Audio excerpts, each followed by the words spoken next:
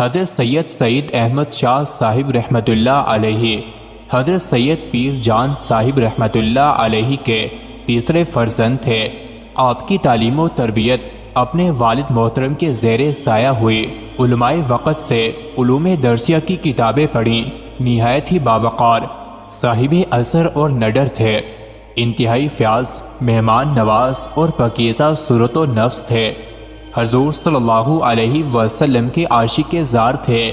آپ کے حیرت انگیز واقعات میں سے ایک دلچسپ واقعہ یہ ہے کہ ضلع ساہیوال میں بچوں کا ایک سکول تھا جس میں جنات کا بہت بڑا ڈیرا تھا۔ جو بچہ اس سکول میں غلطی سے پیشاب کر دیتا، جنات اس کا جینا محال کر دیتے۔ اکثر بچے رات کو اٹھ کر روتے۔ تمام بچے اور استاد سکول میں سارا دن رہتے۔ ان سب حالات کا علم شاہ صاحب کو اپنے ایک مرید کے ذریعے ہوا۔